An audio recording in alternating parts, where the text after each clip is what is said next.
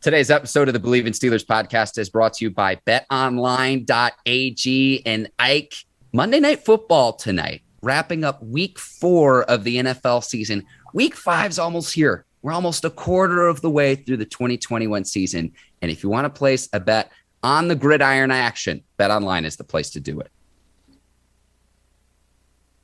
Tonight, you might as well go to BetOnline because they always open 24/7. Raiders Chargers on Monday Night Football. I can't wait to watch this one. By the time our listeners and viewers watch this game, that game might very well be over. But head to the website or use your mobile device to sign up today to receive your 50% welcome bonus on your first deposit. Don't forget to use our promo code Bleav, that's BLEAV, to receive your bonus.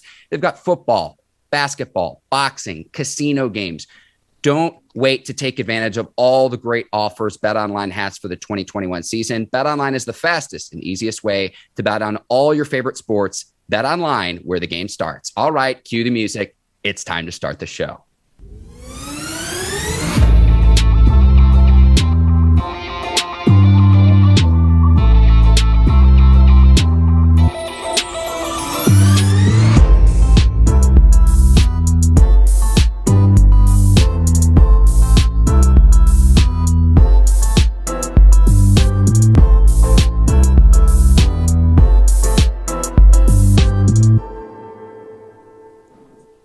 And welcome to another edition of the Bleav in Steelers podcast on the Bleav Podcast Network. I'm your host, Mark Bergin, joined as always by my guy, 2-time Super Bowl champion and 12-year veteran of the Pittsburgh Steelers, Ike Taylor. Ike, we're coming off a 27-17 loss to the Packers. We're going to get right into it. I want to see how you're doing this morning, my man. I'm good. Just kind of aggravated by this Pittsburgh Steelers loss, but other than that, I'm having a good day. I'm glad I could sleep on it too, Ike, because we were texting some during the game. I was just mad yesterday. I was just downright mad. And it's like the same offensive struggles week in and week out we've seen so far through the 2021 season. Rinse and repeat, losing time of possession, not committing to the running game, trailing by multiple scores and committing to the pass. We saw this yet again where the Steelers throw the ball 40 times. They only run it 16 times. Got to go back to week 6 of 2020 where you had the opposite, where the Steelers ran more than they passed it. It's just like deja vu all over again, Ike. Yes, an issue. And the correct adjective that you just used was the commitment part of running the football. And that's what they tried to at least establish in that first drive. You know, you give Najee the ball a few times, then you just disappear on giving him the ball. Then you just give him the ball about 14 more other times from the first quarter. And that's not going to work regardless on how you feel. That's just been a problem with Pittsburgh. Either you start off running or you're up like how Green Bay was up on Pittsburgh and you end the game running. But you got to be up to do that. So, but Pittsburgh did either. They didn't do either. So that's what's just the frustrating part, man. We still like bottom 5 in the league in rushing. But we ain't even trying to rush it. Everybody's talking about, well, he has to pass to win the ball game. Because like you say, Mark, we're not even trying to be committed to the run game. Let's get right into Big Ben's struggle. So, producer Herbert, if you want to move the slide along, the question we have to ask is this. Through 4 games, is it time to bench Big Ben? Because, Ike, if we're not there, I think we are awfully close. And the question I have is at what point does the onus of the offensive struggles fall on him? We're going to get into a deep discussion with this, but what do you think about this, Ike? Is it time to bench Big Ben? Well, first of all, no, I don't think so. To answer your question, no. And the reason why I say no, you still have enough AFC games to play. So see how Ben does in these AFC games, you know. And then after the AFC games, you know, is he the problem? And that's what you look at. So you just look at, of course, everything. I don't think 7 is the total blame. I just think 7 needs to go tell the offense coordinator that we do need to run the ball. I think 7 has that kind of power on that side. He's been in, you know, the organization for a long time now, over 15 years. They'd be like, you know what, man, let's try to establish a run game. Now, if you don't want to do that, then I think 7 is the problem. Now, you can say whatever you want to say about the offensive line, but we started to see a lot of teams in the NFL who has a lot of young offensive linemen But one thing they trying to establish is the run game. And when you don't try to establish a run game, you expose offensive linemen by putting your offensive lineman in harm's way and your quarterback by trying to pass the ball 48 to 50 times a game. And I think that's too much what the Pittsburgh Steelers trying to do. They're trying to pass the ball 45 to 50 times a game. And you see what the record has given us. It's given us 1-4, 1-3. So that's the only issue I don't like. And having a defense like Pittsburgh got a top 5 defense. So having a defense like that, it's just hard keeping them guys on the field all the time. Sooner or later, man, Coach T got a philosophy. Bend but don't break. But if we just doubling plays, if the offense got 60 plays and hell, the defense got 75 plays, 80 plays, they're going to wind up breaking regardless. But that's just been the issue. I don't think it's time now to bench 7, but it's getting close. It's getting real close, and I'm going to go ahead and tell you what's going to happen. I'm going to tell you how they're going to finesse it. They're going to say 7 has a lot of injuries, and he needs to let his body heal. Basically, I'm going to save grace and say we're not benching you in the public. I guarantee you that's exactly how it's going to happen. They're going to put him on IR, and that's what they're going to do. Excuse me. Like you mentioned the offensive line. I didn't think they played that poorly yesterday because Big Ben was hit just 5 times yesterday. He had 40 passing attempts. He was pressured only 7% of the time. That's the lowest percentage by a quarterback with 40 pass attempts since 2013, Ike. That's from ESPN Stats and Info. And I look at Big Ben and I ask myself a few questions. How many of his stats where if you just look at the box score and you say, 232 yards, a touchdown, an interception, 26 completions, how many of his stats come when the defense is playing off coverage and almost more of a prevent defense to prevent any deep shots when you're trailing multiple scores, a defense keeping everything in front of it? And then the other question I have is how the team has to play nearly a perfect game to win because of the struggles of this offense. And it's like we talked to Solomon Wilcots of the Bleav in Bengals podcast, a former player, Ike. We heard it during the broadcast with Tony Romo where Big Ben misses Juju Smith-Schuster on a deep shot. The week before, Big Ben misses James Washington down the field. Right. You missed your deep shots, and you always tell me, listen to the players. And what the players are saying is when you have those opportunities, you've got to take advantage, and you can't miss those throws. It's the second straight week we've seen that with Big Ben. Yeah, that's the issue. Just not getting the ball up. And teams understand they'll rather give up Big Ben throwing deep balls now and sitting on intermediate routes to short routes. Because that's basically what they're doing. So is 7 the issue? I think he's part of the issue. Really, I think he's damn near 60, 75% of the issue on the offensive side to keep it 100 with you. But it's not time to bench him. I'm looking at, they 1-3 in their division. Everybody else in the AFC North is 3-1. Mm-hmm. They're 0-1 in their division when it comes down to AFC North games. Right now, the Bengals are 1-0. So that's a good thing. It's just Pittsburgh have to win out in their division to at least have a chance. But it's a tough uphill battle from what I'm looking at. In the offense, they're in the middle. Passing 15th, receiving 15th, and 32nd in rushing. That's not going to win you no ball games when you 32nd in the league. Now, Mr. Rooney said in the offseason, man, that he'd be damned if if they're last place in rushing. And little did we know, they're 32nd in rushing in the NFL. That's not a good sign, 50 points total. That's 28th in the league. That's not a good sign. And just looking at what the defense has been doing on the defensive side, they've been keeping Pittsburgh in games. It's not like they're not keeping Pittsburgh in games. It's just usually you say this about a defense or a team, but the Pittsburgh offense is finding ways to lose these ball games for the Pittsburgh Steelers overall in general. That's just what it is. Failing to score 17 points in each of the 3 games during the 3-game losing streak, Ike. And you say the sideline tells the story. I'm sure you saw Juju slamming the tablet down.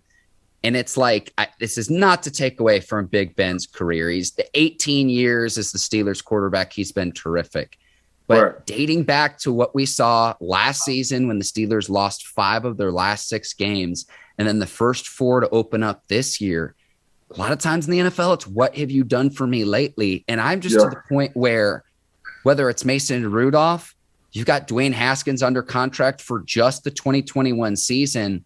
If it keeps up as is, and like I think I'm already at this point to say, let's see what the young guys can do here. And again, it's not to take away anything Big Ben's accomplished in his career, but when he's missing deep shots, and then a thing I wanted to make sure we talked about on today's show was throwing short of the sticks on 4th down, not once, but twice. And we saw it happen last week against the Bengals on a 4th down late in the game where Big Ben thinks he's got Najee Harris in the flat end one-on-one. We saw it again. We saw a short pass as well on a 4th down conversion as well. It was to Juju Smith-Schuster, and he's trying to make a play and trying to stretch for the 1st down. And it's like, if you've got a third and distance to go and a 4th and distance to go, if you're going to throw it short of the sticks, you better be pretty certain that the player is going to be able to pick up the remaining yardage. And if not, it's like, fool me once, shame on you. Fool me twice. There we go. It was frustrating as hell. It's frustrating as hell.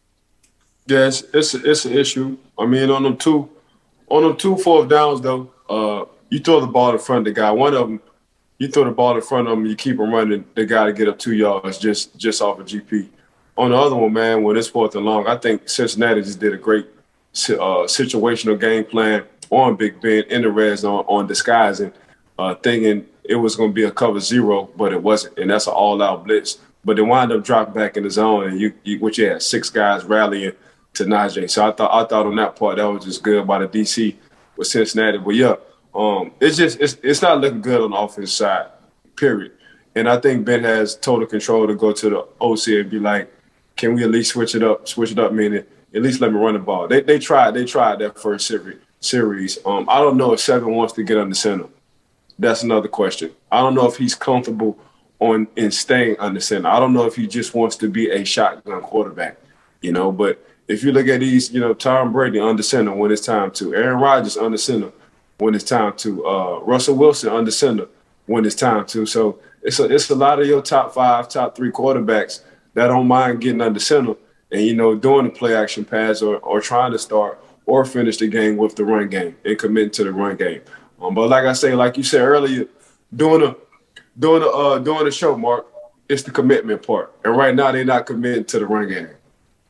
Big Ben, 400 career touchdown passes, opening drive touchdown to Deontay Johnson. It was like, oh my gosh, could Pittsburgh opening score, build a lead, get back to 500. First opening score since week 10 of the 2020 season, past Dan Marino for 6th place all-time as well, and all-time passing yardage. But like only 2 plays of 20 yards or more. So the explosiveness, we've talked about Deontay Johnson a lot. We know what he can do. We know what Najee can do if you get him in the open field.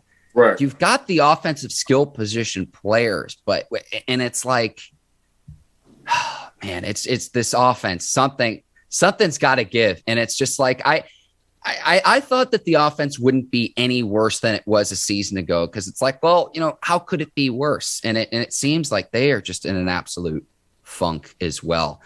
We mentioned the plays short of the sticks. Another thing too, the red zone play calling as well, getting bailed out by a penalty, like try to be a little bit more creative. It just seems like they're doing the same things we saw a season ago.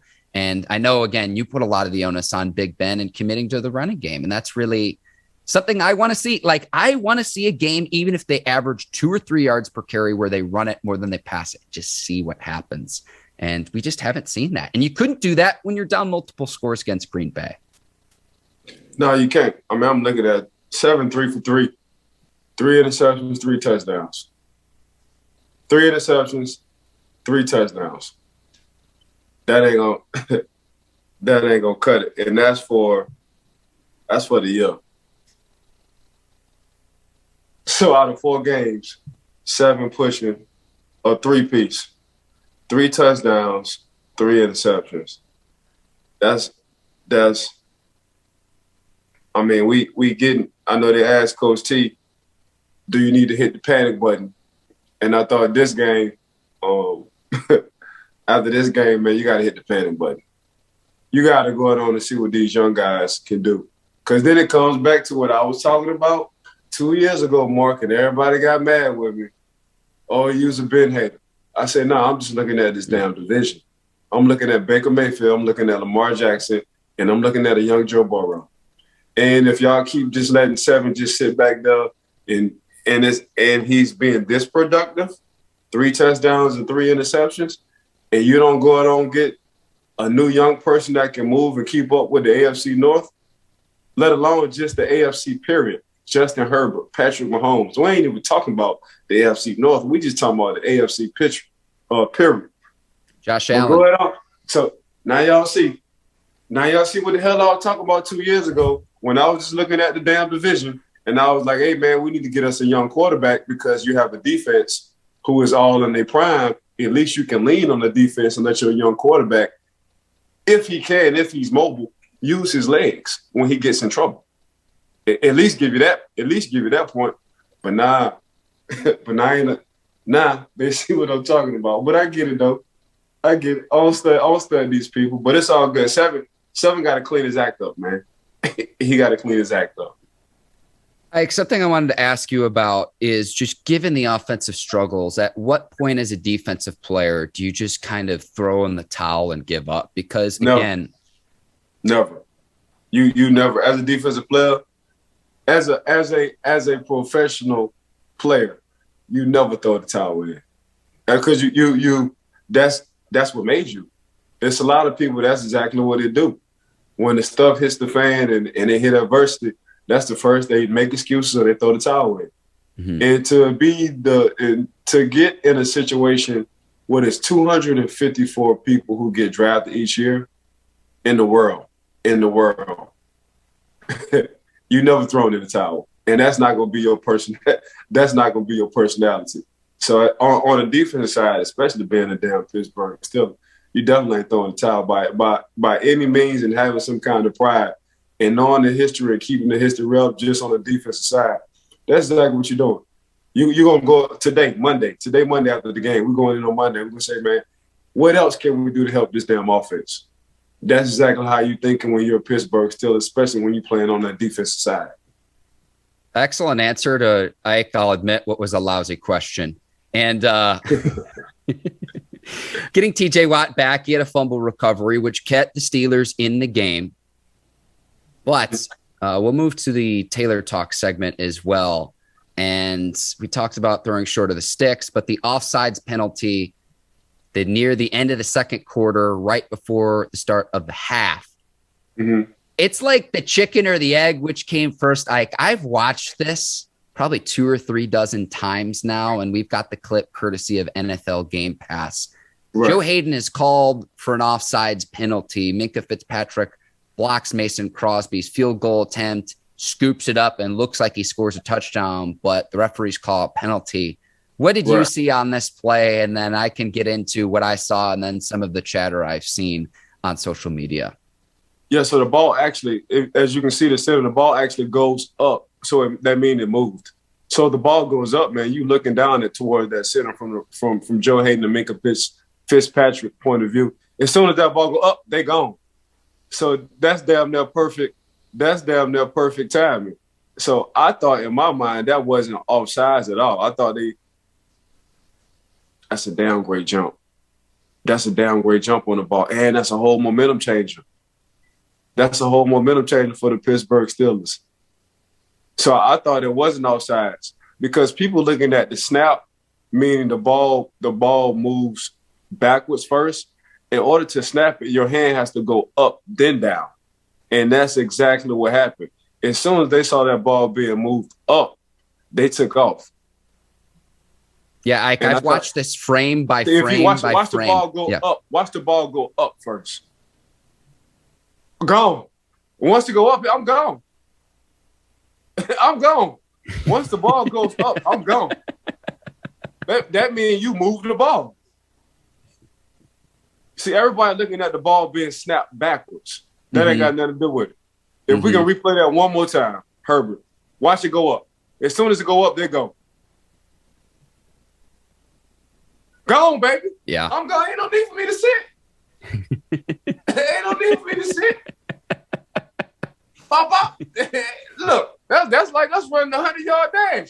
Y'all better not shoot that gun twice, because I'm gone. I'm itching. My hell fire.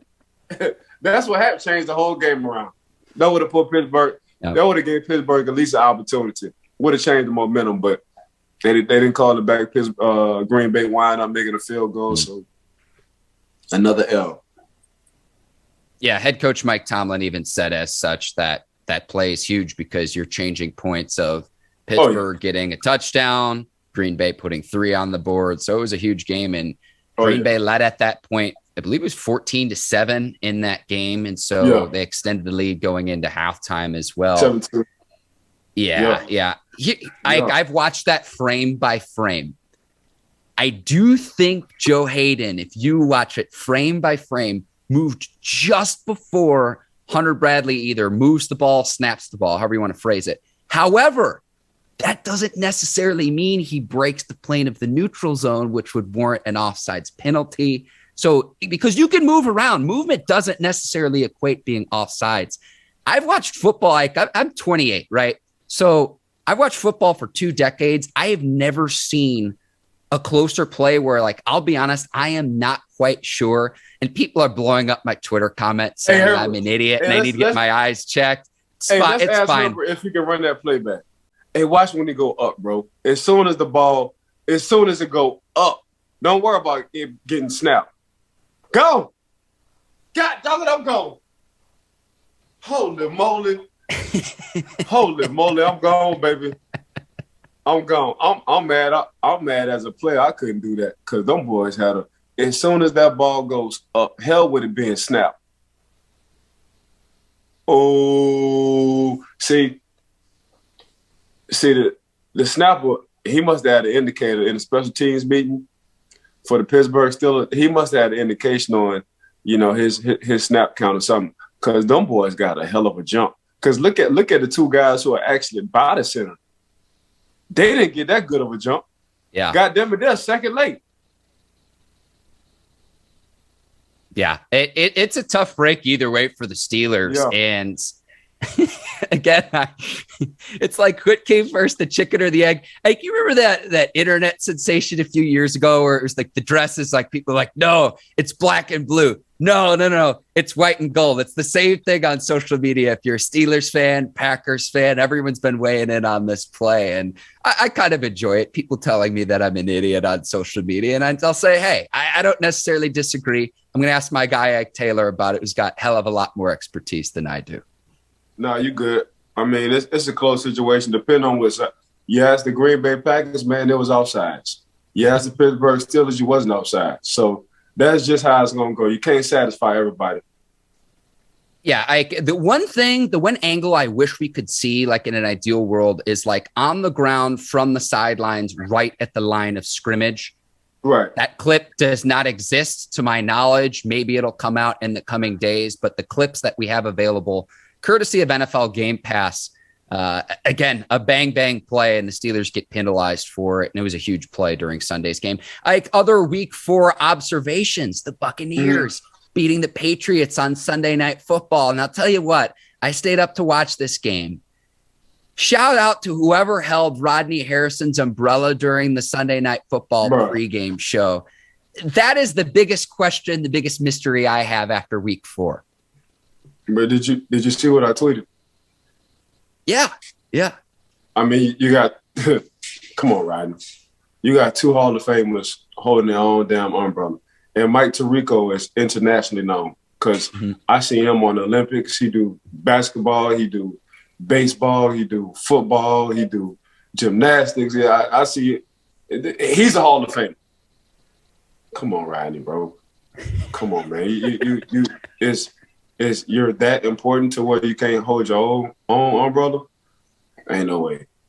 Ain't no way. That's the first thing I said. That's the first thing I saw. I was like, damn, we got 3 Hall of Famers sitting on this staff. Riding, you're a damn fool for that. You're a fool for that, bro. You're a fool for that. So shout out to the umbrella holding person. I was hoping they would bring the umbrella holding person into the conversation when they were making his picks, where it's like, hey, shout out to this person who's helped keeping me dry while we make our pregame picks ahead of Bucks Patriots. That's what I was hoping for. My mama, if my mama would have saw I did that, my mama would have found somebody for that network and told them to put that damn umbrella down and make that boy hold his own umbrella. That's what my mom would. I guarantee you. Yeah. But the Bucks taking care of business, what was a gloomy game. Patriots very nearly won, missing a 56-yard field goal. I was kind of surprised they went for a field goal that far out, and it doinked off the field goal post, and the Bucks win on the road. And you tweeted this during the game as well. Buccaneers playing without Rob Gronkowski, and we see how that offense struggled without Gronk on the field.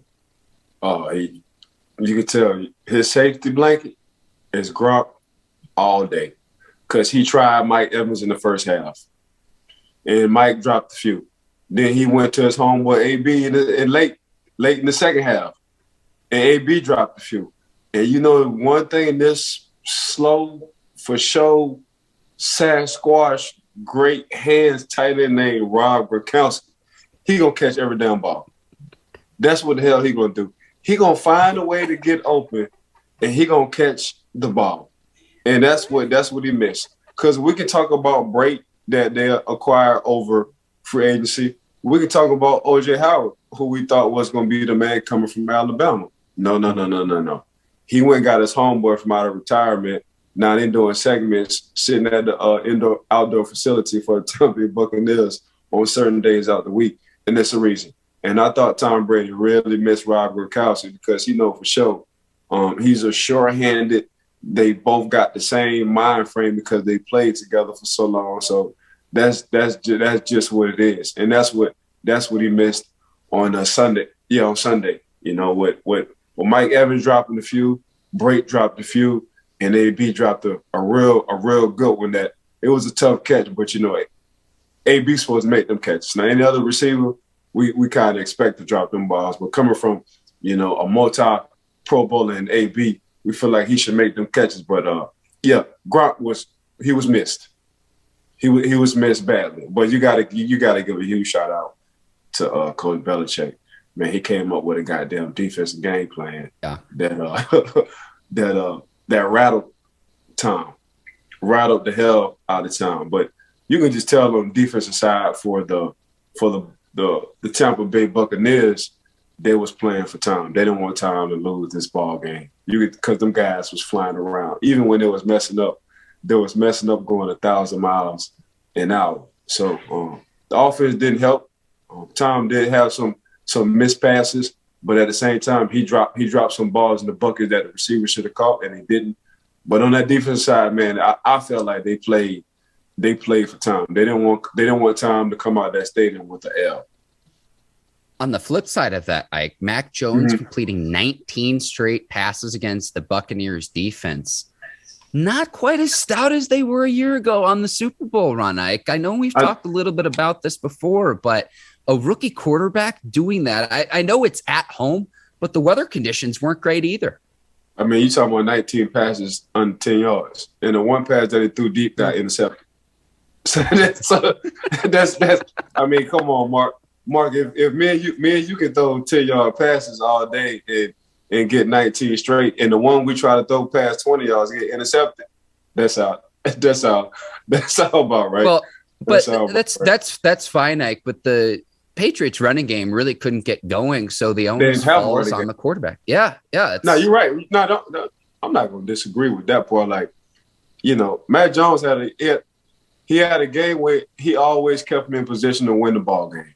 Because when it came down to the run game, it was the first time, I think, under Belichick, they had negative yards rushing. No, rushing. I think they had like -1 yards rushing. That's what it was yesterday. But other than that, man, they put themselves in position. They had a chance to win the ball game. They just missed the field goal 4 inches short. 4 inches wide left from that field goal position. But yeah, that Coach Belichick and that defensive game plan, that was something. So you could tell. You can tell that was Coach Belichick's Super Bowl, and the relief that Tom Brady and the Buccaneers had won that game. You could tell that was Tom Brady's Super Bowl. Now I think Tom Brady will play free. He just had to get that off his chest. He wanted to go into Gillette Stadium and win that ball game. So and I'm glad he did, because I'm a Tom Brady guy. So I appreciate the vote in confidence in my short game passing ability. For sure. I mean, 5 yards, if you can't get the ball out in 5 yards, something wrong as an NFL quarterback. That's all he was doing.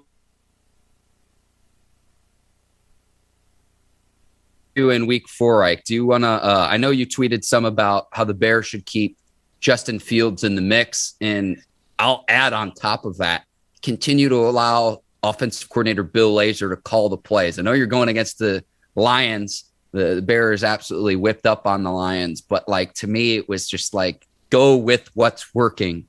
And that combination of Justin Fields getting his second career start, winning his first career game, and then Bill Lazor took over for head coach Matt Nagy and the play calling ability as well. I think keep those two, keep that combination, keep and stay with what is working. That simple.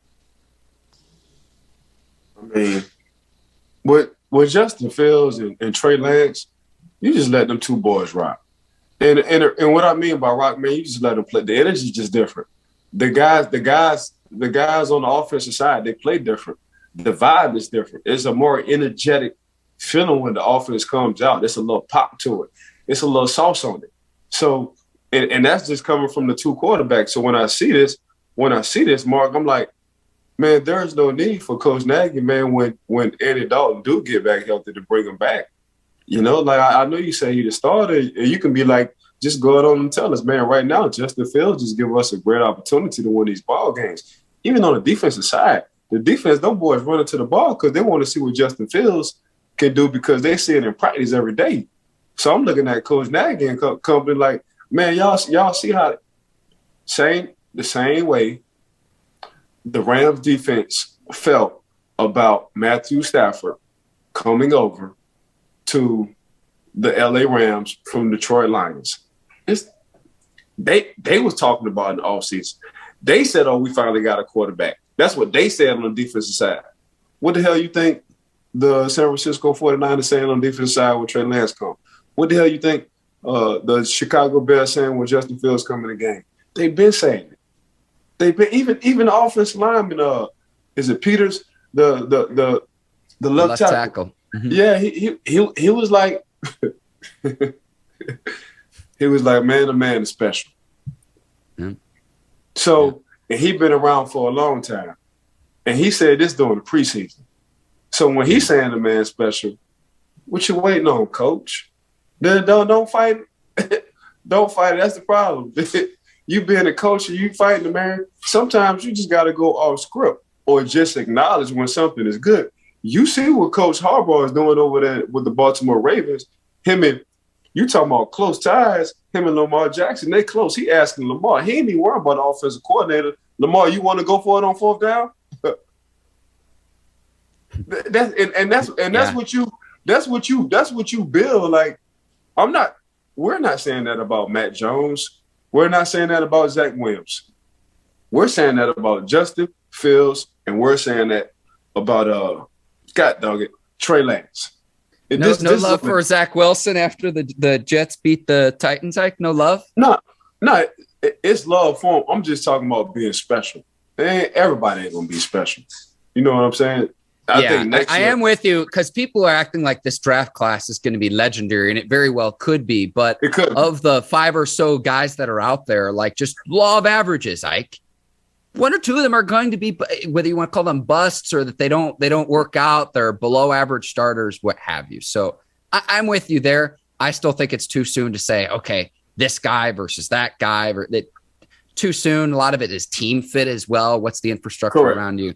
We get into a whole nother can of worms there. But I am with you in the sense that to just automatically anoint that, all 5 are going to be future Pro Bowl quarterbacks, I think is nonsense. No, it's hard. It's hard to be a Pro Bowler in the league, especially with them young Justin Herberts and them Josh Allens, well, you're going to have to wait in line. You will have to have an outstanding season, because even as good as Baker Mayfield playing, and Baker Mayfield got to wait. One of them quarterbacks got to go down in the AFC for him to get there, regardless on what. Baker can go 13-4 now? Baker can go 13-4. But if he ain't putting the numbers up as the Josh Allens, the Lamar Jacksons, and the Patrick Mahomes and the Justin Herberts, he going to have to wait in line for this Pro Bowl. He going to have to wait in line for this Pro Bowl. And that's how tough it is. Yeah, we might be waiting a while. Like, right. Anything else from week 4 that stood out to you, like, before we briefly tease ahead to the week? Yeah. Trey Diggs, the cornerback for the Dallas Cowboys. He in the Matrix. The Cowboys are legit, Ike. It's crazy. But check this out. They 27-0 when they run the ball more than they pass it. The last 2 games, they've been running the ball more than they've been passing it. And you see what the hell going on. Hey, Pittsburgh. I'm just saying, Pittsburgh. I'm just saying, dog. That's crazy. One of these weeks, Ike, I know, week 6 of the 2020 season, the last time we saw it. And you absolutely, I'm going to use a word you use, Ike, mollywopped the Browns a season ago when you ran the ball more than you passed it. Ike, again, they could average 3 yards per carry. I want to see what happens if it happens one game. That's all I'm asking. That's always been a recipe to winning ball games. That's always, and the Super Bowls. That's always been a recipe, bro. Always. Tampa Bay, last year, playoff Lenny. Tom Brady understood, running down ball. The year before that, Patrick Mahomes.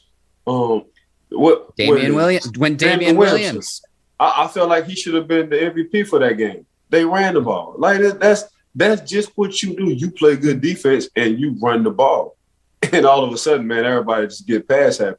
Now it's good for fantasy point during the season, but during the playoffs and for these Super Bowls, man, you run the ball because you're trying to eliminate the offense on having too many opportunities, and that's passing the ball and keep giving them opportunities after opportunities. Same way, who that was 3 years ago. We can go back 3 years. Well, all they had to do when Deshaun Watson with the Texans that was starting, all they had to do was keep running the ball. But no, what they want to do, they wanted to pass the ball against Patty Mahomes, kept giving the man opportunities. Yeah. Now he didn't came back from down there 21, 24 points. It's not that hard. Tom Brady, when it was down in Atlanta in the Super Bowl, when it was down 21 points, down 28-3. 28-3. Ike, you're trying to make sure no one from Atlanta listens to our show. I know what you're doing. Atlanta Falcons. Nah. Plus, we got cigars in the 8. We got cigars in the 8. So nah. I just teasing you. I'm just saying. Ike, week 5, Broncos at Steelers coming into Heinz Field. No line on this game. And Ike, you brought up the good point where Teddy Two Gloves might not be playing in week 5. Teddy Two Gloves ain't playing. Pittsburgh got action. Teddy Two Gloves play. That's another L for the Pittsburgh Steelers. I'm sorry, but I'm not sorry. Oh, man. See, my Missouri contingency, Ike, that's my alma mater. No love for Drew Lock, who's been on the bench, lost the starting competition to Teddy Bridgewater, and he's struggled. He's just been an up and down player. So we'll see whether he gets the start against the Steelers. We're going to have a full preview later this week, an episode due out Friday, breaking down the preview matchup between the Broncos and the Steelers. Again, Pittsburgh going to be playing at home in this one as well. So hopefully the Steelers can right the ship, but the Broncos 3-1 to start this season. They look pretty good through 4 weeks of this season. Yeah, they got a front folk. They got a Von Miller company. They get to that quarterback.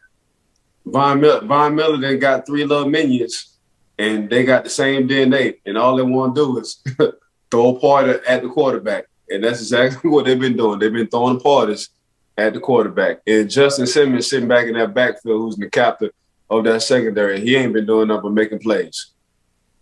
And this has also been without Bradley Chubb, who had ankle surgery, expected back at some point, but You mentioned Von Miller, the Batman, Bradley Chubb opposite, almost the Robin for that Broncos defense. And again, he's been out, expected to be back in like 6 to 8 weeks. So he won't play against the Steelers after that ankle surgery, but another good edge rusher for this Broncos team. But again, we're going to have a full breakdown later this week, and maybe we'll get a line when we record later this week too, like on this game. We'll have a better indication of what players' health status are. But Ike, any final thoughts before we wrap up here? Pittsburgh, run the down ball. If you listen to one thing on today's show, that's all you need to know. That one sentence, I'm with you, Ike. I want to give a shout out to you, Ike. You're the best. To the Bleav Podcast Network, to the folks over at Brinks TV, led by John Brinkus, Courtney Vargas, Herbert Diaz, and their team over there. Today's sponsor, Bet Online as well. And to you, the listeners and the viewers of the Bleav in Steelers podcast, thank you for tuning in. We appreciate you. Yeah, I'm going to piggyback off that. Bet Online, thanks. Major shout out. Brinks TV, thanks. Major shout out. Mark, to you. Major shout out to you. Major shout out to also Bleav in Steelers podcast for giving Mark and I this opportunity. What this is, 101, I believe. This is 101. This 101. Major shout out to the Bleav in podcast for giving us this opportunity. Want to give a shout out, man, to everybody who's been viewing and listening. Make sure y'all subscribe and give us a 5-star. Just how y'all like y'all hotels and y'all food, 5 stars. Make sure y'all rate and review us with the 5-star piece. But thanks, everybody, for tuning in and listening. For Ike Taylor, I'm Mark Bergin. Thank you for listening to the Bleav in Steelers podcast. We will see you later this week. Take care, and so long, everybody. Peace.